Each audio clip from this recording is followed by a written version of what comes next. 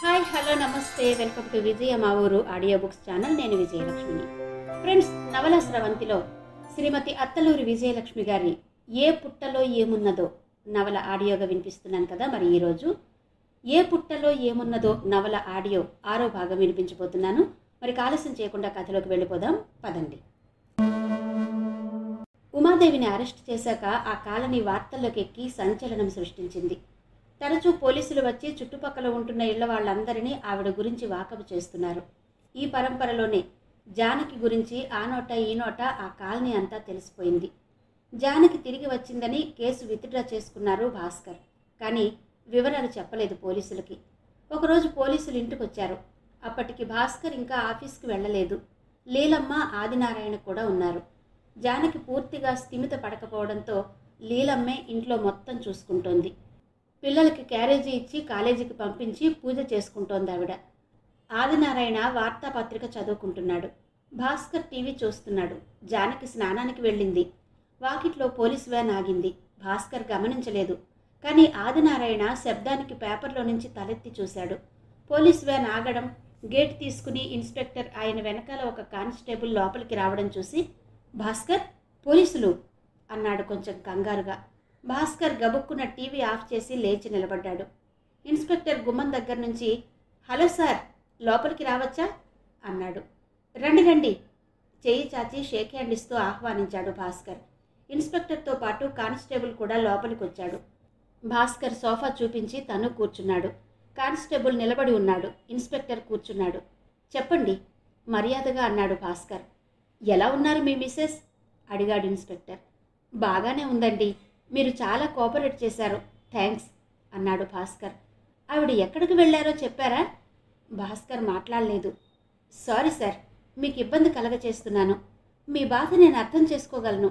కాకపోతే మీ కాలనీలోనే ఉండే ఉమాదేవి అనే మహిళ మీ మిస్సెస్ని మోసం చేసి ఎవరో బాబా దగ్గరకు తీసుకువెళ్ళిందని తెలిసింది.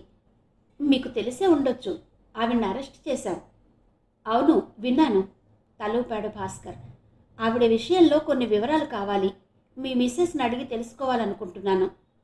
మాకు అసలు ఆవిడ పరిచయం లేదండి మొహమాటంగా అన్నాడు భాస్కర్. మగవాళ్లకన్నా ఆడవాళ్లకు చుట్టుపక్కల వాళ్లతో స్నేహాలుంటాయి. మీ మిస్సెస్కి ఆవిడికి ఉన్న పరిచయం, వాళ్ళిద్దరూ ఎక్కడికి వెళ్ళారు, ఈ విషయాలు తెలుసుకోవాలి. నేను మీ మిస్సెస్తో మాట్లాడొచ్చా అన్నాడు అతను. భాస్కర్ ఇబ్బందిగా చూశాడు. అయిందేదో అయిపోయింది. మా అమ్మాయి ఆరోగ్యం బాగాలేదు ఇన్స్పెక్టర్ గారు. ఇక ఆ విషయాలు తనని అడగకపోతే బాగుంటుంది. అన్యదా భావించకండి అన్నాడు ఆదినారాయణ. క్షమించండి సార్, ఆవిడ చెప్పే విషయాలు మాకు చాలా ఇంపార్టెంట్. నేను ఆవిడ్ని ఇబ్బంది పెట్టను, ప్లీజ్ సహకరించండి అన్నాడు ఇన్స్పెక్టర్. అప్పుడే జానకి స్నానం చేసి రెడీ అయి వచ్చింది. ఇన్స్పెక్టర్ని చూడగానే భ్రుకుటి ముడివేసి భర్త దగ్గరగా వచ్చి కొంచెం కలవరంగా అడిగింది, ఏమైందండి? ఇన్స్పెక్టర్ జానకి నమస్కరించి, 5 నిమిషాలు కూర్చుంటారా, మీతో కొంచెం మాట్లాడాలి అన్నాడు. జానకి భాస్కర్ వైపు చూసింది. భాస్కర్ కొంచెం జరిగి తన పక్కన చూపిస్తూ కూర్చో అన్నాడు. జానకి బిడియంగా కూర్చుంది. అమ్మా, మీకు ఉమాదేవి బాగా తెలుసా అడిగాడు ఇన్స్పెక్టర్. ఉమాదేవి పేరు వినగానే జానకి మొహంలో రంగులు మారాయి. కోపంగా అంది, పాపిష్టిది, నన్ను మోసం చేసింది. బాబాగారి దగ్గరకు తీసుకెళ్తానని చెప్పి ఎక్కడికో తీసుకెళ్ళి నన్ను అక్కడ ఒంటరిగా వదిలేసి వెళ్ళిపోయింది. ఆవిడ్ని అరెస్ట్ చేశాం అన్నాడు ఇన్స్పెక్టర్. ఎందుకు ఆశ్చర్యంగా చూసింది జానకి. నిజానికి ఆ విషయం జానకి తెలియకుండా జాగ్రత్త పడ్డాడు భాస్కర్. తెలిస్తే ఈవిడ ఎలా రియాక్ట్ అవుతుందో తెలియదు. అసలు వాళ్ళిద్దరి పరిచయం ఎంతో తెలియదు. ఆవిడ గురించి తనతో జానకి ఏమీ చెప్పలేదు. చాలా అస్పష్టంగా ఏదో చెప్పింది. ఆ విషయాలు పదే పదే అడిగి రచ్చ చేసుకోవడం ఇష్టం లేక కిరణ్ ఇచ్చిన సలహా పాటిస్తూ రెగ్యులర్గా అతనిచ్చిన మందులు వాడుతూ ఆవిడ్ని జాగ్రత్తగా కాపాడుకుంటున్నాడు. ఇప్పుడు ఇన్స్పెక్టర్ వచ్చి తిరిగి ఆ విషయాలు అడగడం నచ్చలేదు భాస్కర్కి. ఆవిడ గురించి చాలా ఉందమ్మా చెప్పాలంటే. ఒక్క విషయం చెప్పండి, మిమ్మల్ని ఆవిడ ఎందుకు బాబాగారి దగ్గరకు తీసుకువెళ్ళింది? మీరిద్దరూ ఎక్కడికి వెళ్ళారు? ఎంత దూరం వెళ్ళారు? ఆవిడ మిమ్మల్ని ఎందుకు అక్కడ వదిలి వెళ్ళింది? జానకి మొహంలోకి చూస్తూ అడిగాడు ఇన్స్పెక్టర్. జానకి ఆలోచిస్తూ అంది, నాకు గుర్తు లేదండి. అదేదో ఆశ్రమం అంది, కానీ అక్కడ బాబాగారు లేరు. ఎవరో ఉన్నారు. ఎవరో నాకు గుర్తు రావడం లేదు. ప్రయత్నించండి అమ్మా, గుర్తు తెచ్చుకుని చెప్పండి. మీరు చెప్పే విషయాలు మాకు చాలా కీలకం. మా దర్యాప్తుకి చాలా ఉపకరిస్తాయి. మీరిద్దరూ కలిసి ఎక్కడికి వెళ్ళారు? అక్కడెవరున్నారు? ఎంతమంది ఉన్నారు? ఆవిడికి వాళ్ళతో ఎలాంటి సంబంధాలున్నాయి? అడిగాడు ఇన్స్పెక్టర్. జానకి అయోమయంగా చూస్తూ అంది. నాకేం గుర్తులేదండి. నేను బాబాగారిని కలవాలి అనుకున్నాను. ఆవిడ బంధువులు అనుకుంటా. వెడదాము అంది. బస్సులో వెళ్ళాము. ఎక్కడో దిగాము. ఆ ఊరు పేరు నాకు తెలియదు. ఎందుకమ్మా? మీరు బాబాగారిని కలవాలని ఎందుకు అనుకున్నారు? మీకు బాబాల మీద నమ్మకమా? బాబాలంటే దేవుళ్లే కదండి. మా అమ్మాయి జాతకం అడిగి దానికి ఏదన్నా తాయెత్తు తీసుకుందామని అనుకున్నాను. కానీ అంతా గందరగోళమైంది. గందరగోళమా? ఏమైంది? ఆసక్తిగా అడిగాడు ఇన్స్పెక్టర్. జానకి భాస్కర్ వైపు చూసింది. ఆమె చూపులో నిస్సహాయత గమనించిన భాస్కర్ జానకితో మృదువుగా, లోపలికి వెళ్ళి కాఫీ తీసుకురా జానకి అన్నాడు. జానకి లేచి లోపలికెళ్ళింది. ఆదినారాయణ ఊపిరి పీల్చుకున్నాడు. భాస్కర్ ఇన్స్పెక్టర్ వైపు చూసి, క్షమించండి, మీకు కావలసిన వివరాలు నేనిస్తాను. ప్రస్తుతం నా మిస్సెస్ మెంటల్ స్టేటస్ సరిగ్గా లేదు. తనకి ట్రీట్మెంట్ అవుతోంది. దయచేసి తనని ఏమీ అడక్కండి అన్నాడు. ఓకే ఓకే, అర్థమైంది. కానీ ఇది చాలా సీరియస్ కేస్. మీకు తెలుసు కదా, ఈ దొంగ బాబాల కేసులు విపరీతం అవుతున్నాయి. డేరా బాబా కేసు ఎంత పెద్దదో అందరికీ తెలుసు. అది జనాలు మరచిపోనే లేదు. ఈ మధ్యే కీసర దగ్గర ఒక కేసు వచ్చింది. పిల్లలకి అనారోగ్యమనో, అమ్మాయి పెళ్లి కుదరడం లేదనో, వీసా రాలేదనో ఆడవాళ్లంతా ఈ బాబాల దగ్గరకు వెళ్తారు. వాళ్ళ బలహీనత కనిపెట్టి రకరకాలుగా మోసాలు చేస్తున్నారు. కొందరు యువతులకు మాయమాటలు చెప్పి వాళ్ళని బలవంతంగా ఆశ్రమాల్లో చేర్చి సన్యాసులుగా మార్చి లైంగికంగా వాడుకుంటున్నారు. మళ్ళీ ఆ ఆశ్రమాలకి బ్రాంచెస్ కూడా ఉంటాయి. అమ్మాయిల్ని అక్కడికి ఇక్కడికి మారుస్తారు. ఈ మధ్య ఒక ఆవిడ తన కూతురిని బలవంతంగా ఆశ్రమంలో చేర్చారని, తన కూతురిని ఎలాగైనా బయటకు తీసుకురావాలని మాకు రిపోర్ట్ చేసింది. మేము దర్యాప్తు చేస్తే నిజాలు బయటకొచ్చాయి. ఆ ఆశ్రమంలో చెయ్యని నేరాలు లేవు. స్మగ్లింగ్, డ్రగ్స్, అమ్మాయిల్ని వాడుకోవడం, దారుణాలు. ఇలాంటి ఆశ్రమాలు మన రాష్ట్రంలోనే బోలెడున్నాయి. మాకు సమాచారం తెలిస్తే మేము దాడి చేసి పట్టుకోవచ్చు. కానీ కొందరు తెలిసినా మాకు చెప్పడం లేదు. వాళ్ళని ఆశ్రమంలో వాళ్ళు భయపెట్టి బ్లాక్మెయిల్ చేసి నిజాలు బయటకు రాకుండా చేస్తున్నారు. భాస్కర్ నవ్వాడు. మీరేమనుకోకండి. ఇప్పటిదాకా పట్టుబడిన వాళ్ళ మీద ఏం చర్యలు తీసుకున్నారు మీరు? డేరా బాబా మీద ఎలాంటి చర్య తీసుకున్నారో ఇప్పటి వరకు తెలియలేదు అన్నాడు. ఇన్స్పెక్టర్ తల పంకిస్తూ అన్నాడు. సార్, కేసు మా దగ్గరకు వస్తే దర్యాప్తు చేసి రిపోర్టు పై అధికారులకు ఇవ్వడం వరకే మా బాధ్యత. డేరా బాబా కేసులో ఎంతమంది ప్రముఖులు ఇన్వాల్వ్ అయి ఉన్నారో తెలుసుగా. అలాంటి వాళ్లను కాపాడేవాళ్ళు చాలామంది ఉంటారు. మనం నిమిత్త మాత్రులం అన్నాడు. జానకి కాఫీ కలుపుతుంటే లీలమ్మ అడిగింది. ఆయన నిన్నేమడిగాడమ్మా? జానకి కాఫీ కప్పులో పోస్తూ అంది. అదే, ఆవిడ లేదు, ఉమాదేవి. ఆవిడ గురించి అడుగుతున్నాడమ్మా. మనకేం తెలుస్తాయి ఊళ్ళో వాళ్ళ విషయాలు అంది లీలమ్మ. అదే అన్నాను అంది జానకి కాఫీ ట్రే తీసుకుని వెళ్తూ. లీలమ్మ నిట్టూర్చింది. జానకి చేతిలో ట్రే అందుకుని అందరికీ భాస్కర్ కప్పులు అందించాడు. జానకిని లోపలికి వెళ్ళు అన్నట్టుగా సైగ చేశాడు ఆదినారాయణ. జానకి వెళ్ళిపోయింది. మరి అలాంటి వాళ్ల మీద చర్యలు తీసుకోకుండా మీరు ఎంతమంది బండారాలు బయటపెట్టి ప్రయోజనం ఏంటి ఇన్స్పెక్టర్ గారు అడిగాడు ఆదినారాయణ. ఇన్స్పెక్టర్ చిరునవ్వు నవ్వాడు. సార్, మనిషికి వైద్యం లేని జబ్బొచ్చిందని తెలిస్తే వైద్యం చేయించడం మానేస్తారా అడిగాడు. ఆదినారాయణ తెలివైన వాడివే అన్నట్టు చూశాడు. సమాజానికి వచ్చింది ఇప్పుడు చాలా పెద్ద జబ్బు సార్. మనం అలా బయటకు వెళ్దాం రండి అన్నాడు ఇన్స్పెక్టర్ కాఫీ తాగి కప్పు టేబుల్ మీద పెట్టి భాస్కర్తో. అలాగే అంటూ లేచాడు భాస్కర్. కానిస్టేబుల్ డ్రైవ్ చేస్తుంటే పోలీస్ వ్యాన్లో ఇన్స్పెక్టర్ పక్కన కూర్చుని వెళ్తున్న భాస్కర్ వైపు చూసి కంగారుగా అడిగింది జానకి ఆదినారాయణ్ణి. నాన్న, ఆయన ఎక్కడికి తీసుకెళ్తున్నారు? ఎక్కడికి లేదమ్మా, ఊరికే అలా వెళ్తున్నారు. కంగారు పడుకు అన్నాడు ఆయన. లీలమ్మ ఆయన వైపు అనుమానంగా చూసింది. ఆయన ఏమీ లేదన్నట్టు సైగ చేశాడు. దారిలో ఉమాదేవి గురించి చెప్తూ అడిగాడు ఇన్స్పెక్టర్. ఆవిడ గురించి ఎవరిని అడిగినా అసాంఘిక శక్తులతో ఆమెకున్న పరిచయాల గురించి కథలు కథలుగా చెబుతున్నారు మీ కాలనీ వాళ్ళు. అంతగా తెలిస్తే ఇంతకాలం ఎందుకు మాకు రిపోర్టు చేయలేదో అర్థం కావడం లేదు. ఆమెకి ఆమె భర్తకి కూడా స్మగ్లింగ్ ముఠాతో సంబంధాలున్నాయట. ఆమె భర్త కూడా ఒక ముఠాలో సభ్యుడని చెప్పారు. మేము ఎంక్వైరీ చేస్తే తెలిసింది. వాళ్ళు పశ్చిమ గోదావరి జిల్లా నర్సాపూర్ నుంచి దాదాపు 10 ఏళ్ల క్రితం హైదరాబాద్ వచ్చారు. వాళ్ళకి పిల్లలు లేరు. వాళ్ళది స్వంత ఇల్లు అని చెప్పిన ఇల్లు వాళ్ళది కాదు, ఓ ముఠా సభ్యుడిది అన్నాడు ఇన్స్పెక్టర్. భాస్కర్ ఆశ్చర్యంగా చూశాడు. మా కాలనీలో ఇంత దారుణాలు జరిగాయా అన్నాడు. చాలా చోట్ల జరుగుతున్నాయి సార్. వైట్ కాలర్ నేరాలు ఇలాంటి మంచి ఫ్యామిలీస్ ఉన్న చోటే జరుగుతున్నాయి. పెద్ద పెద్ద అపార్ట్మెంట్స్లో చుట్టుపక్కల వాళ్ళకి తెలియని కూడా తెలియటం లేదు కొన్ని చోట్ల. ఆ మధ్య ఒకే అపార్ట్మెంట్లో హత్య జరిగి వారం అయ్యాక తెలిసింది. అది కూడా శవం కుళ్ళిపోయి దుర్వాసన వస్తుంటే పక్క వాళ్ళు కంప్లైంట్ చేశారు. భాస్కర్ ఒక్కసారిగా కంపించిపోయాడు. నెమ్మదిగా అన్నాడు, నా మిసెస్ ఎందుకు ఇలా చేసిందో తెలియడం లేదు ఇన్స్పెక్టర్. తన ఆలోచన అంతా మా అమ్మాయి గురించే. పిల్లని చదువు మానిపించమనేది. ఎందుకు అంటే బయటకు వెళ్తే ఎవరన్నా ఏమన్నా చేస్తారేమో అనేది. ప్రతిదానికి దాన్ని తిట్టేది. అసలు కొంతకాలంగా ఆవిడ ప్రవర్తనతో నాకు మతిపోతోంది. ఆవిడను కాపాడి ఇంటికి తీసుకొచ్చిన కుర్రాడు నా అదృష్టం కొద్దీ సైకియాట్రిస్ట్. అతనే ఆవిడకి ట్రీట్మెంట్ ఇస్తున్నాడు. ఇదంతా విన్న ఇన్స్పెక్టర్ నిట్టూర్చి, ఆవిడకే కాదు సార్, ఆడపిల్లలున్న ప్రతి వాళ్ళు భయపడుతున్నారు. అసలు ఒక్కో వార్త వింటుంటే మాకే ఒళ్ళు జలధరిస్తుంది. అసలు ఈ సమాజం ఇలా ఎందుకు అయింది అనిపిస్తుంది. ఎన్ని రకాల మోసాలు, ఎన్ని రకాల దారుణాలు. నీతి, నిజాయితీ, సిగ్గు, శరం అసలు ఏమీ లేకుండా పోతున్నాయి జనాల్లో. ఇన్స్పెక్టర్ స్వరంలో వినిపిస్తున్న ఆవేదనకి విచలితుడై చూశాడు భాస్కర్.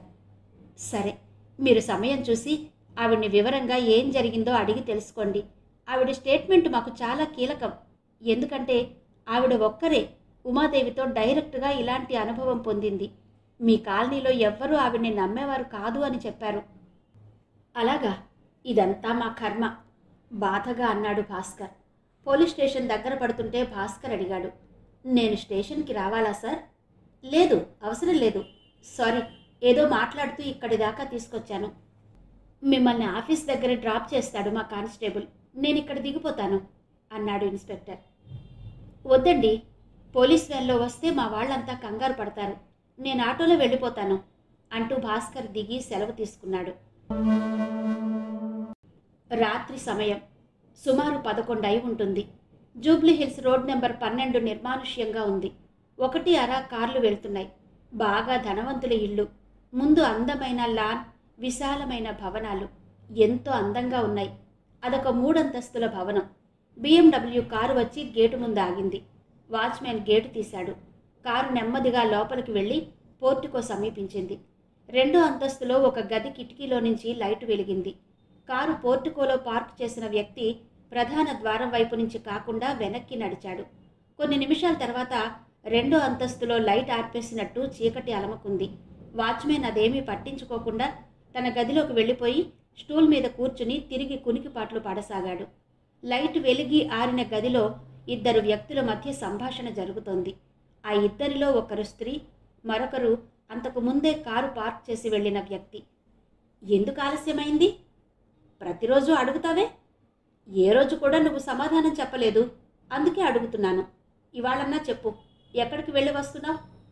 నీకు తెలుసు, అయినా అడుగుతున్నావు. ఎందుకు రభస చేస్తున్నావు? ఓ, అంటే నా అనుమానం నిజమే అన్నమాట. చెప్పు, ఎందుకు వెళ్తున్నావు? నీకు నేనేం తక్కువ చేశాను? నాకేం తక్కువయింది? నేను అందంగా లేనా? చదువుకోలేదా? శ్రేష్ఠ, నీకన్నీ తెలిసి అడగొద్దు ప్లీజ్. నాకు స్వప్నకి ఉన్న సంబంధం నీకు చెప్పినా అర్థం కాదు. మేము కేవలం ప్రేమికులం కాదు, మేము భార్యాభర్తలం. అలాంటప్పుడు నన్నెందుకు చేసుకున్నావు? మీ నాన్న నిన్ను బలవంతంగా నాకు అంటగట్టాడు, సరేనా? అతను ఈసారి కొంచెం గట్టిగా అరిచాడు. అంటగట్టాడా? అంటే అంటే బలవంతంగా చేసుకున్నావా? పెళ్ళయ్యాక ఎలా చేసుకున్నావు? నాన్న అంటగడితే ఎలా ఒప్పుకున్నావు? నాకు కథలు చెప్తున్నావా? నువ్వు నన్ను నా ఆస్తి కోసం చేసుకున్నావు కదూ? చెప్పు. వదులు, నీకేం పిచ్చి పట్టిందా? వదలను. ఇవాళ అటో ఇటో తేలాల్సిందే. చెప్పు, దాన్ని వదులుతావా లేదా? వదులు శ్రేష్ఠ. అర్ధరాత్రి ఈ రభసేంటి? ఉదయం మాట్లాడుకుందాం. ఉదయం? నాకు ఈ రాత్రి తెల్లవారదు. తెల్లవారకూడదు. నేను చచ్చిపోతాను. నేను చచ్చిపోతాను. ఏయ్, పిచ్చి పట్టిందా? చెల్లు చెల్లున శబ్దం. బళ్ళున ఏదో కింద పడి విరిగిన శబ్దం. గోరువెచ్చని కిరణాలు కళ్ళ మీద పడుతుంటే బద్ధకంగా కళ్ళు తెరిచి వాల్ క్లాక్ వైపు చూశాడు ఇన్స్పెక్టర్ శశి. 6:40 చూపిస్తోంది గడియారం. అబ్బా, ఉసూరుమన్నాడు. అప్పుడే తెల్లవారింది. రాత్రి ఇంటికొచ్చి స్నానం చేసి భోజనం చేసి పడుకునేసరికి 12 దాటింది. శరీరం మెదడు కూడా బాగా అలసిపోయింది. అప్పుడే లేవాలని లేదు. జయంతి లోపలికొచ్చింది. బెడ్ మీద అసహనంగా కదులుతున్న భర్త వైపు చూసి అతనికి దగ్గరగా వస్తూ చిరునవ్వుతో అంది, ఏంటి ఇవాళ దొరగారు ఇంకా పవళింపు సేవలో ఉన్నారు? ఆమె చెయ్యి పట్టుకుని గట్టిగా దగ్గరకు లాక్కున్నాడు. తూలి గుండెల మీద పడింది. ఆ విసురుకి ఆమె పెద్ద జడ అతని మెడ చుట్టూ పడింది. ఆ జడ అందుకుని కొసలు వేలితో చుడుతూ, ఎప్పుడో ఈ జడతో నాకు ఉరివేస్తావు అన్నాడు. ఊరుకోండి ముద్దుగా విసుక్కుని, లేవండి ఇవాళ బ్రేక్ఫాస్ట్ పెసరట్టు అంది అతని చెంప మీద సున్నితంగా రాస్తూ. లేవాలని లేదు, ఇవాళ హాలిడే, హాయిగా రోజంతా రొమాంటిక్గా గడిపేద్దాం అన్నాడు జడ వదిలి ఆమెను దగ్గరగా లాక్కుంటూ. అప్పుడే మంచం పక్కన ఉన్న బల్ల మీద ఫోన్ మోగింది. జయంతి ఫక్కున నవ్వింది. ఎందుకు నవ్వుతావు? ఫోన్ మోగినా ప్రపంచం మునిగిపోయినా కదిలేది లేదు అన్నాడు. సరే అది చూద్దాం అంది జయంతి అతని కౌగిట్లో కరిగిపోతూ. ఫోన్ ఆగకుండా మోగుతోంది. అసహనంగా చూశాడు శశి. అబ్బా, విసిరి బయట పారే విసుగ్గా అన్నాడు. అలాగే అతని చేతులు వదిలించుకుని లేవబోయింది. ఫోన్ శబ్దం ఆగిపోయింది. హమ్మయ్యా అంటూ మళ్ళా దగ్గరకు లాక్కున్నాడు. ఫోన్ మళ్ళీ రింగ్ అయింది. అతని చేతులు అప్రయత్నంగా సడలించాడు. జయంతి లేచి ఫోన్ తీసి అతని చేతికిచ్చింది. విసుగ్గా డిస్కనెక్ట్ చేయబోతూ, డాక్టర్ ప్రద్యుమ్న కాలింగ్ అని స్క్రోల్ రావడం చూసి, అరే ప్రద్యుమ్న ఇప్పుడు అనుకుంటూ వాల్ క్లాక్ చూస్తూ ఆన్సర్ బటన్ నొక్కాడు. హాయ్ డాక్టర్ సాబ్, గుడ్ మార్నింగ్. ఏంటి విశేషం? పొద్దున్నే ఫోన్ చేశావు? హుషారుగా అడిగాడు. శశి, అర్జెంటుగా ఇంటికొస్తావా? అతని స్వరంలో వినిపిస్తున్న కంగారుకి ఆశ్చర్యపడుతూ, ఏమైంది? ఎనీథింగ్ రాంగ్ అడిగాడు శశి. ప్లీజ్ శశి, వచ్చాక మాట్లాడుకుందాం, త్వరగా రా ప్రాధేయపూర్వకంగా అన్నాడు ప్రద్యుమ్న. ఓకే ఓకే వస్తాను అంటూ ఫోన్ డిస్కనెక్ట్ చేసి భార్య వైపు చూసి, నేను వెళ్ళాలి జయ అన్నాడు. ఏమైంది డాక్టర్ గారికి అడిగింది జయంతి. ఏమో, హీఈస్ నర్వస్, నా టవల్ ఇచ్చి బ్రేక్ఫాస్ట్ సంగతి చూడు అంటూ వాష్ బేసిన్ దగ్గరకు వెళ్ళి చన్నీళ్లతో మొహం కడుక్కున్నాడు. జయంతి అతనికి టవల్ అందించి వంటగదిలోకి వెళ్ళిపోయింది. శశి బాత్రూమ్ వైపు వెళ్ళాడు. సరిగ్గా అరగంటలో స్నానం చేసి రెడీ అయ్యి జయంతి పెట్టిన ఉప్మా తిని జూబ్లీ హిల్స్ బయలుదేరాడు. అతను వెళ్ళేసరికి డాక్టర్ ప్రద్యుమ్న హాల్లో సోఫాలో దిగులుగా కూర్చొని ఉన్నాడు. అతను ఇంకా నైట్ డ్రెస్లోనే ఉన్నాడు. గడ్డం కొద్దిగా పెరిగి ఉంది. బయటకు రావడానికి సందేహిస్తున్న కన్నీరు కంటి చివర ఘనీభవించి ఉంది. శశిని చూడగానే గబుక్కున లేచి దగ్గరగా నడిచి అతని చేయి అందుకుని, నేను చాలా ప్రమాదంలో ఉన్నాను శశి, ప్లీజ్ సేవ్ మీ అన్నాడు. అతని స్వరంలో భయంతో కూడిన సన్నటి వణుకు స్పష్టంగా గమనించాడు శశి. ఏం జరిగింది? ముందు నువ్వు రిలాక్స్ అవ్వు అంటూ అతన్ని అలాగే పట్టుకుని సోఫా దగ్గరకు నడిపించి సోఫాలో కూర్చోబెట్టి పక్కనే కూర్చున్నాడు. శ్రేష్ఠ కనిపించడం లేదు. వాట్? తెల్లబోతూ చూశాడు శశి. అవును, నేను నిద్ర లేచి చూసేసరికి శ్రేష్ఠ కనిపించలేదు. అంత పొద్దున్నే ఎక్కడికి వెళ్ళింది? అదే తెలియక నీకు కాల్ చేశాను. అసలేం జరిగింది? ప్రద్యుమ్న ఆ ప్రశ్నకి కొన్ని క్షణాలు మౌనంగా ఉండి నెమ్మదిగా అన్నాడు. రాత్రి చాలా పెద్ద గొడవ జరిగింది. శశి నొసలు ముడేశాడు. ఎందుకు? ఎందుకేంటి శశి, కొత్త విషయం అన్నట్టు అడుగుతున్నావు? మా పెళ్ళైన 3వ రోజు నుంచే మా మధ్య వార్ మొదలైంది. నీకు ఆల్రెడీ చెప్పానుగా. అవును చెప్పావు, కానీ ఇంకా అలాగే ఉన్నారా? ప్రద్యుమ్న నిట్టూర్చి చెప్పసాగాడు. నీకు తెలుసుగా, శ్రేష్ఠని పెళ్లి చేసుకోవడం నాకు ఏమాత్రం ఇష్టం లేదు.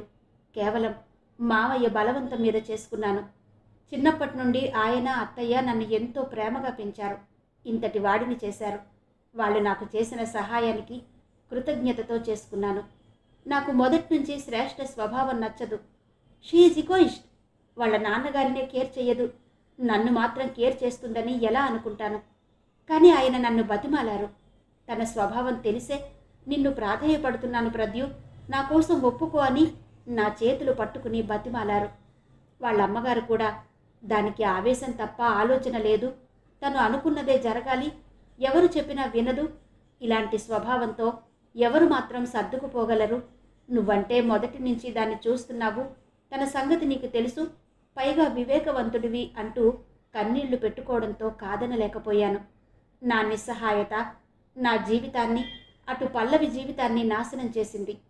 ప్రద్యుమ్న గొంతు దుఃఖంతో మూగపోయినట్టయింది. కంటి చివర్ల నుంచి జారిన కన్నీటి బొట్లు వేలి కొసలతో తుడుచుకుని తిరిగి చెప్పసాగాడు. నీకు తెలుసుగా శశి, పల్లవి నన్ను ఎంత ప్రేమించిందో. ఇప్పటికీ అదే ప్రేమ. తను నేను లేకుండా బతకలేదు, తను లేకుండా నేను బతకలేను. అయినా పరిస్థితులకు తల వంచి శ్రేష్ఠ మెడలో తాళి కట్టాను. అప్పటి నుంచి నా ప్రేమని మరచిపోయి శ్రేష్ఠకి న్యాయం చేయడానికి సాయశక్తులా ప్రయత్నించాను. భవిష్యత్తులో తెలిస్తే నేను తనని మోసం చేశానని అనుకుంటుందని మొదటి రాత్రే నిజాయితీగా నా ప్రేమ విషయం చెప్పాను. అదే నేను చేసిన తప్పయింది. అప్పటి నుంచి నేను ఎంతగా సహించినా మాటలతో చిత్రవధ చేసింది. అది కాక క్యాజువల్గా అడిగినట్టు అడిగి పల్లవి డీటెయిల్స్ తెలుసుకుని పల్లవి దగ్గరకు వెళ్ళి నోటికొచ్చినట్టు తిట్టి ఉన్న పళంగా ఊరు వదిలి దూరంగా వెళ్ళు, లేకపోతే చంపేస్తాను అంటూ బెదిరించింది. పల్లవి నాకు చెప్పి ఎంత ఏడ్చిందో తెలుసా? ఎక్కడికి వెళుతుంది? తను పుట్టిన ఊరు, కన్నవాళ్ళు, ఉద్యోగం అన్నీ వదిలి ఎక్కడికి వెళుతుంది? నేను శ్రేష్ఠకి చిన్నపిల్లకి చెప్పినట్టు చెప్పాను. మన జీవితంలోకి పల్లవి రాదు, తన గురించి మనం ఆలోచించవద్దు, జరిగింది మరిచిపోదాం అని ఎంతో చెప్పాను. కానీ మూర్ఖురాలు నా సహనాన్ని పరీక్షించింది. నేను కూర్చుంటే తప్పు, నిలబడితే తప్పు, హాస్పిటల్కి వెళ్తే తప్పు. ఓ గాడ్, నరకం అనుభవించాను. ఆఖరికి తెగించాను. పల్లవితో చనువుగా ఉన్నట్టు నటిస్తే అయినా మారుతుంది అనుకున్నాను. పల్లవి కూడా నా కాపురం బాగుపడాలని తన పరువు గురించి కూడా ఆలోచించకుండా నాకు సహకరించింది. ఇదంతా వాళ్ళ నాన్నగారికి కూడా తెలుసు. అయినా శ్రేష్ఠ మారలేదు. నాలో సహనం చచ్చిపోయింది. నా వల్ల కాదని, ఇలా బతికే కన్నా విడిపోదాం మంచిదని శ్రేష్ఠకి విడాకులు ఇస్తానని చెప్పాను. విడాకులు తీసుకుని దాన్ని లీగల్గా భార్యని చేసుకుంటావా?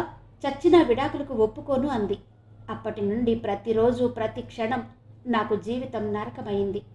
మావయ్య, అత్తయ్య కూడా శ్రేష్ఠ ప్రవర్తనతో విసిగిపోయారు. ఆఖరికి రాత్రి నన్ను నిలదీసింది. దాన్ని వదలకపోతే చచ్చిపోతా అని బెదిరించింది.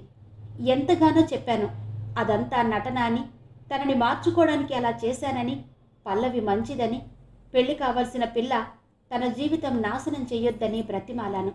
నన్ను ఇష్టం వచ్చినట్టు కొట్టింది. మా పెనుగులాటలో ఫ్లవర్ వాజ్ పగిలింది. అది తనకి ఎంతో ఇష్టమైన వాజ్. అంతే, ఉన్మాదిలా మారింది. నేను బలవంతంగా తప్పించుకుని నా గదిలోకి వెళ్ళి తలుపులు వేసుకున్నాను. ఆ టెన్షన్తో చాలాసేపు డ్రింక్ చేస్తూ కూర్చున్నాను. బాగా లేటుగా పడుకున్నాను. తిరిగి లేచేసరికి తన బెడ్ ఖాళీగా ఉంది. ఇల్లంతా వెతికాను. వాళ్ళ నాన్నగారికి కాల్ చేశాను.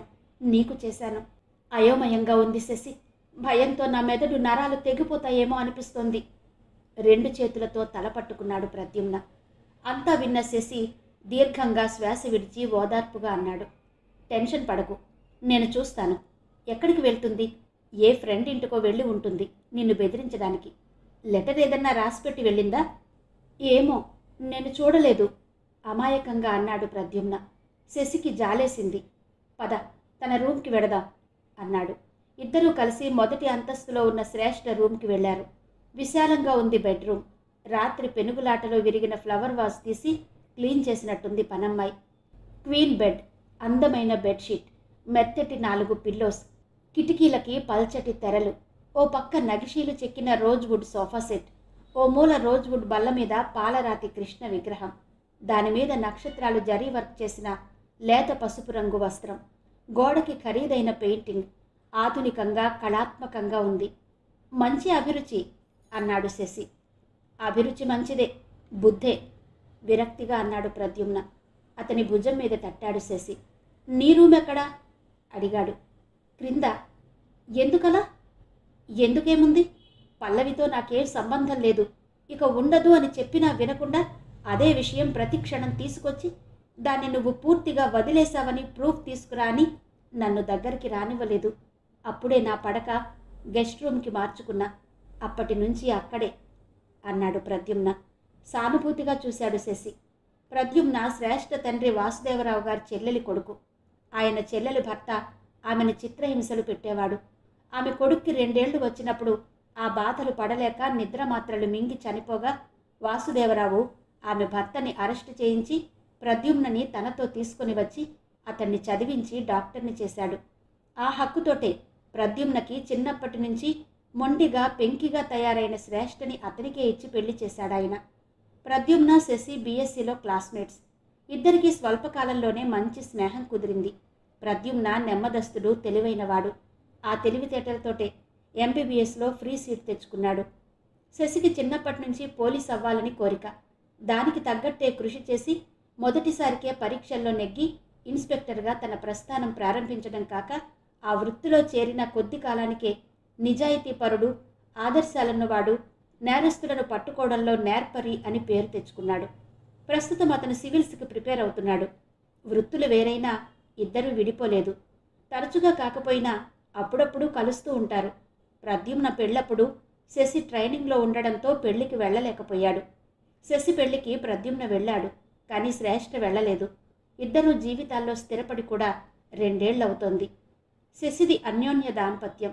జయంతి డిగ్రీ పూర్తి చేసింది.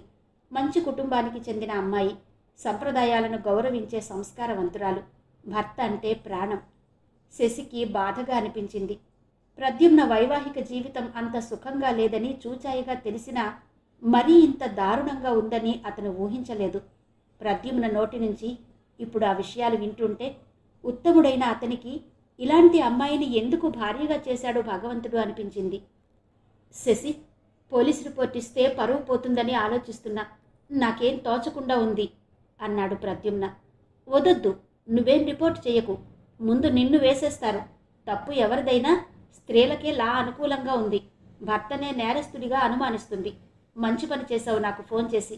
ఇంతకీ మీ మావయ్య ఎక్కడా అడిగాడు శశి. వస్తామని అన్నారు. ఎనీ టైం రావచ్చు. ఇంతలో బయట కారు ఆగిన శబ్దం వినిపించింది. అదుగో వచ్చారు అన్నాడు. వాసుదేవరావు, ఆయన భార్య రుక్మిణి లోపలికొచ్చారు. శశిని చూస్తూనే ఆయన దగ్గరగా వచ్చి కరచాలనం చేసి ప్రద్యుమ్న వైపు చూశాడు. ప్రద్యుమ్న తల వంచుకుని సారీ మావయ్య అన్నాడు. ఆయన దీర్ఘంగా నిట్టూర్చి అతని భుజం తట్టాడు. రుక్మిణి నేరుగా వంటగదిలోకి వెళ్ళింది.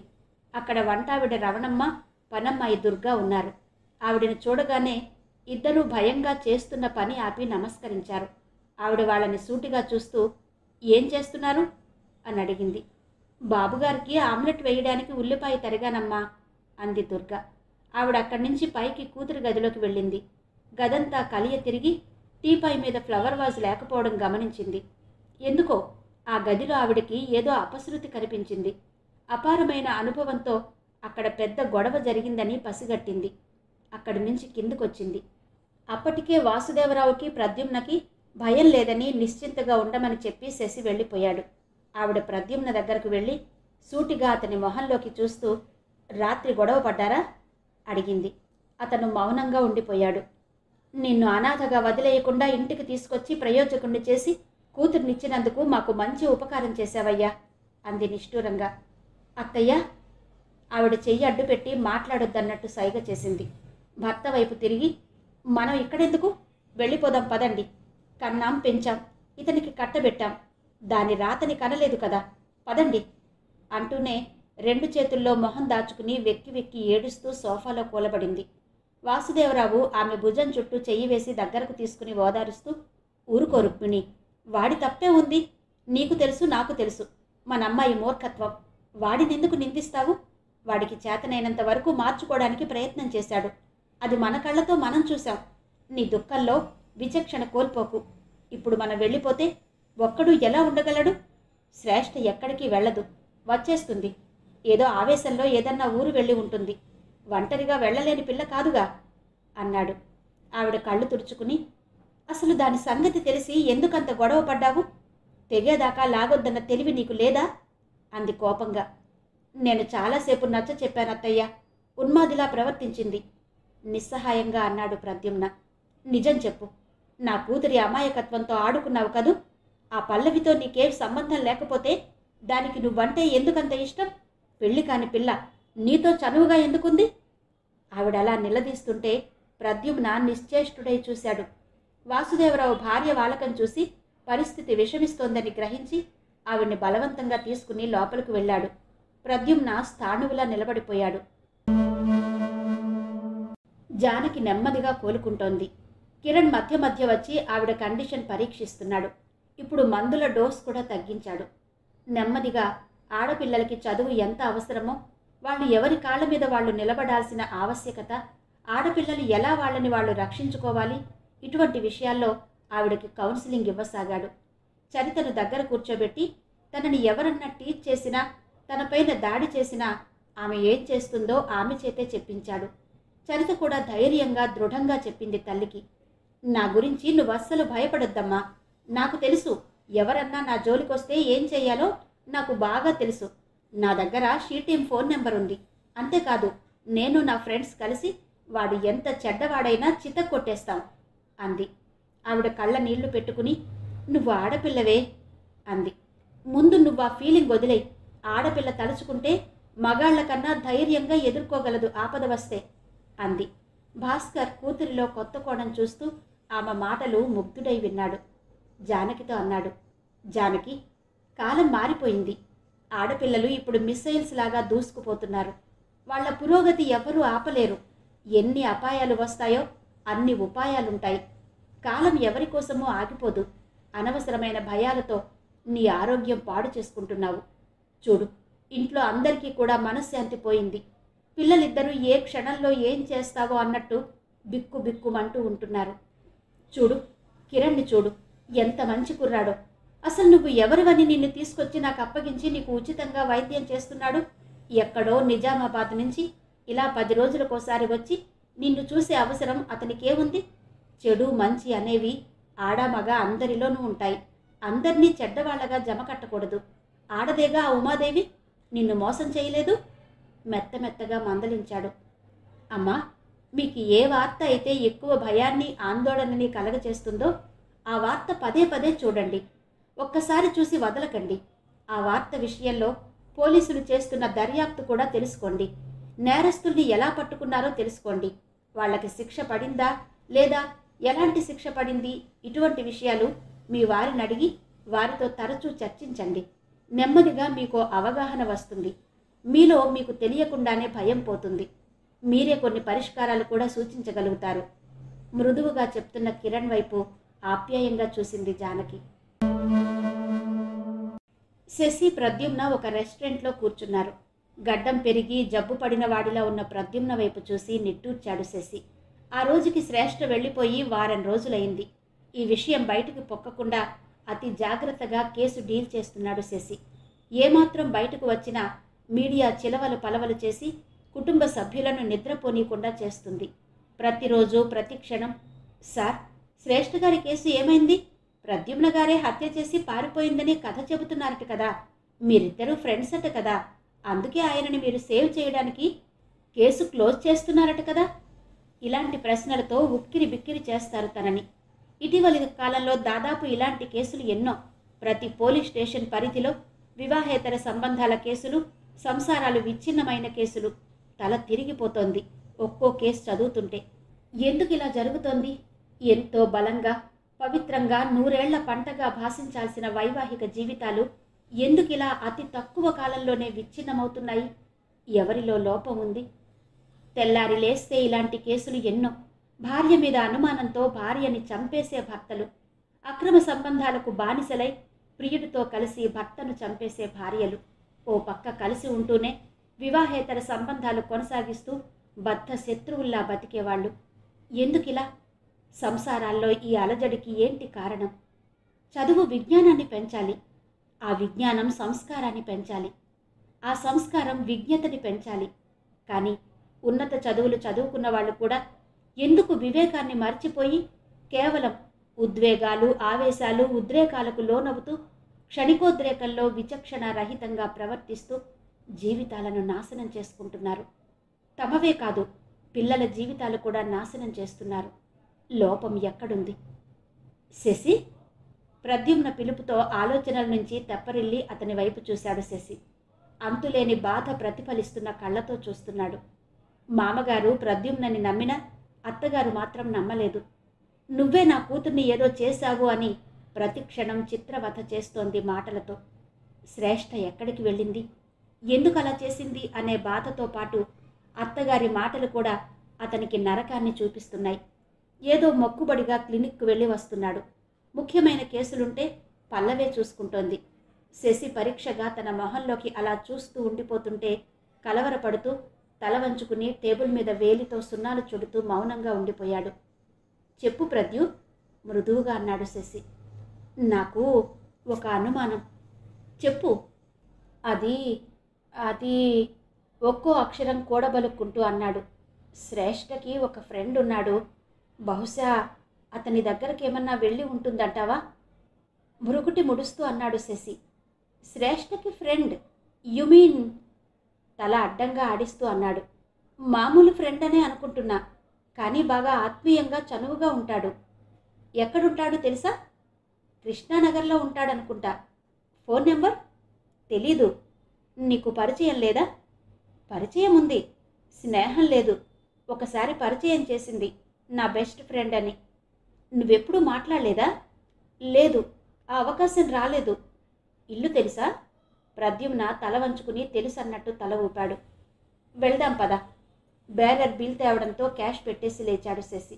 ప్రద్యుమ్న కూడా లేచాడు. ఇద్దరు కారులో యూసఫ్ గూడ మీదుగా కృష్ణానగర్ చేరారు. ఇంకా 10 గజాలు ఉండగానే చూపించాడు ప్రద్యుమ్న. అదుగో ఆ అపార్ట్మెంట్లో 2nd ఫ్లోర్. కారు అపార్ట్మెంట్ దగ్గరకు పోనిచ్చాడు శశి. విజిటర్ పార్కింగ్ ప్లేస్లో పార్క్ చేసి ఇద్దరు లిఫ్ట్ వైపు నడిచారు. నేను పైకి రానులే శశి, నువ్వు వెళ్ళు.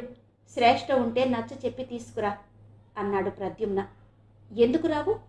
మీ ఇద్దరి మధ్య గొడవ జరిగిందా? ప్రద్యుమ్న ముఖం పక్కకు తిప్పుకుని అన్నాడు. నాకు శ్రేష్ఠ అంటే ఇష్టం లేకపోయినా పెళ్ళయిన దగ్గర నుంచి తను నాది అనే ఫీలింగ్ వల్లనేమో ఒక విధమైన పొసెసివ్నెస్ వచ్చింది. ఇతను తరచుగా రావడం, ఇద్దరు ఇంట్లో నేను ఉన్నా అనే ధ్యాస కూడా లేకుండా ఒళ్ళు మరిచిపోయి కబుర్లు చెప్పుకోవడం భరించలేకపోయాను. ఒకరోజు అతను వెళ్ళిపోతుంటే ఫాలో అయ్యి సెల్లార్లో పట్టుకుని ఇంకోసారి మా ఇంటికి రావద్దని వార్నింగ్ ఇచ్చాను. అతనేదో చెప్పబోతుంటే కూడా వినకుండా స్ట్రాంగ్గా హెచ్చరించాను. ఆ తర్వాత అతను రావడం మానేశాడు. ఇదంతా జరిగి ఎంతకాలమైంది? సుమారు 1 నెల రోజులు. ఎందుకు ఇన్ని రోజులు చెప్పలేదు? వాళ్ళిద్దరి మధ్య ఎఫ్ఐఆర్ ఉంటే శ్రేష్ఠ రావడానికి ఒప్పుకోకపోవచ్చుగా, అప్పుడేం చేద్దాం అడిగాడు శశి. ప్రద్యుమ్న మొహం మాడిపోయింది. కంపిస్తున్న స్వరంతో అడిగాడు. ఒప్పుకోదా? శశికి అతన్ని చూస్తుంటే జాలేసింది. ఇష్టం లేకుండా పెళ్ళి, మామగారి బలవంతం మీద చేసుకున్నా, కొంతకాలం నుంచి సహవాసం చేస్తున్నందుకో, తాళి కట్టి తన స్వంతం చేస్తున్నందుకో ఇప్పుడు అతను శ్రేష్ఠతో మామూలుగా బతకాలని అనుకుంటున్నాడు. కానీ ఆ ఇద్దరి మధ్య ఏర్పడ్డ అపోహలు ఒక గోడని కట్టాయి. నిజానికి ఆ గోడ పెద్ద బలంగా ఏం లేదు. వారి వారి ఉద్వేగాలు, అహాలు వదులుకుంటే ఆ గోడ కూలిపోవడానికి ఎంతో సమయం పట్టదు. కాకపోతే పిల్లి మెడలో గంట ఎవరు కట్టాలి అనే సందేహం లాంటిదే వీళ్లలో కూడా ఉంది. ఆ గోడ ఇప్పుడు ఎవరు కూల్చాలి? తల పంకించాడు శశి. సరే, నువ్వు కారులో కూర్చో, నేను వెళ్ళొస్తాను అన్నాడు కారు కీస్ ప్రద్యుమ్న చేతికిస్తూ. ప్రద్యుమ్న కీస్ తీసుకుని వేగంగా కారు దగ్గరకు వెళ్ళాడు. శశి లిఫ్ట్లో 2nd ఫ్లోర్కి వెళ్ళాడు. ఎదురెదురుగా 2 ఫ్లాట్స్ ఉన్నాయి. ఆ రెంటిలో అతను ఉండేది ఎక్కడా ఆలోచిస్తూ నిలబడిపోయాడు. అప్పుడే ఒక ఫ్లాట్ తలుపు తెరుచుకుని దాదాపు ప్రద్యుమ్న వయస్సే ఉన్న ఒక కుర్రాడు బయటకొచ్చాడు. తలుపు చప్పుడవడంతో శశి తల తిప్పి చూశాడు. కారిడార్లో అనుమానాస్పదంగా నిలబడ్డ శశి వైపు అనుమానంగా చూస్తూ ఎవరు కావాలి అడిగాడు. అతను అలా అడిగేసరికి కొంచెం ఇబ్బంది పడ్డాడు శశి. అలా కారిడార్లో నిలబడితే ఎవరికైనా తప్పకుండా అనుమానం వస్తుంది. పైగా తను యూనిఫామ్లో కూడా లేడు. ఎలా? ఏమని చెప్పాలి? తను శ్రేష్ఠ ఫ్రెండ్ పేరు తెలుసుకోలేదని గుర్తొచ్చింది శశికి. అయినా తడబాటు కనబడకుండా నోటికొచ్చిన పేరు ప్రస్తావిస్తూ ఇక్కడ అనిరుద్ధ్ అని ఎవరైనా ఉన్నారా అడిగాడు. నేనే అనిరుద్ధ్, మీరెవరు అడిగాడు అతను. మీరు? గొంతులో వెలక్కాయ దిగినట్టయింది శశికి. Anirudh, software engineer, manager in Infosys. శశికి ఏం చెప్పాలో తెలియలేదు. తను చీకట్లో వేసిన బాణం ఎక్కడ తగలాలో అక్కడే తగిలింది. కానీ దాన్ని ఎలా తీయాలో తెలియడం లేదు. ఆ యువకుని చూస్తుంటే చాలా అందంగానే కాదు, బాగా చదువుకున్న పెద్ద ఆఫీసర్లా ఉన్నాడు. మాటలో మనిషిలో కూడా ఒక విధమైన హుందాతనం, తేజస్సు కనిపిస్తున్నాయి. స్వరంలో మంచి సంస్కారం తొంగి చూస్తోంది. సార్, ఏంటి ఆలోచిస్తున్నారు? చిరునవ్వుతో అడిగాడతను. అది అది నాకు కావలసిన అనిరుద్ధ్. ఇంతలో అతని మొబైల్ మోగడంతో జస్ట్ ఎ మినిట్ అంటూ కాల్ తీసుకుని మెట్ల వైపు వెళ్ళాడు. హలో, ఎవరు? శ్రేష్ఠ. ఎక్కడి నుంచి మాట్లాడుతున్నావు? శశి శ్రేష్ఠ పేరు చెవిన పడగానే అలర్ట్ అయ్యాడు. చెవులు రిక్కించి నిశ్శబ్దంగా వినసాగాడు. ఏంటి? నాకేం వినపడ్డం లేదు. ఎందుకంత నెమ్మదిగా మాట్లాడుతున్నావు? ఎక్కడున్నావు? ఏంటి? తెలుసు. అవునా? పిచ్చా? అక్కడికెందుకు వెళ్ళావు? ప్రద్యుమ్నకు తెలుసా నువ్వు అక్కడికి వెళ్ళావని? ఏంటి? చెప్పకుండా వెళ్ళావా? అసలేం చేస్తున్నావు? నేనెలా రాను? అది పెద్ద డెన్ అని విన్నాను. నేను రాగలనా? My god Shreshtha, you did mistake. ఇప్పుడెలా? నేను పోలీస్ హెల్ప్ తీసుకుని రావాలి. ప్రద్యుమ్నకి చెప్పకపోతే ఎలా? నో, చెప్పాలి. ఏదన్నా అయితే? ఎంత డేంజర్? తప్పు చేశావు. ప్లీజ్ నువ్వు ఫోన్ పెట్టే. నేనేం చెయ్యాలో ఎలా చెయ్యాలో ఆలోచిస్తాను. అతను ఫోన్ కట్ చేసి మ్లానమైన మొహంతో శశి దగ్గరకు వచ్చి, చెప్పండి, ఏం కావాలి మీకు? నేను ఇప్పుడు అర్జెంటుగా వెళ్ళాలి. What can I do for you అన్నాడు. శశి స్వరం కొంచెం కఠినంగా మార్చి, నువ్వే కావాలి అన్నాడు. అతను విచిత్రంగా శశి మొహంలోకి చూస్తూ, వాట్ అన్నాడు. ఎస్, శ్రేష్ఠ ఎక్కడుంది అడిగాడు శశి. శ్రేష్ఠ ఆశ్చర్యంగా అన్నాడు. తను మీకెలా తెలుసు? ముందు నా ప్రశ్నకి సమాధానం చెప్పు. తనింట్లో తనుంది అనుకున్నా ఫోన్ కాల్ రాకముందు. ఇప్పుడే తెలిసింది తను ఒక ప్రమాదకరమైన చోట ఉంది అని. శ్రీమతి అత్తలూరి విజయలక్ష్మి గారి ఏ పుట్టలో ఏమున్నదో నవల ఆడియో 6వ భాగం విన్నారు కదా. మిగిలిన కథ తర్వాతి భాగాల్లో వినిపిస్తాను. అంతవరకు సెలవు. నమస్తే.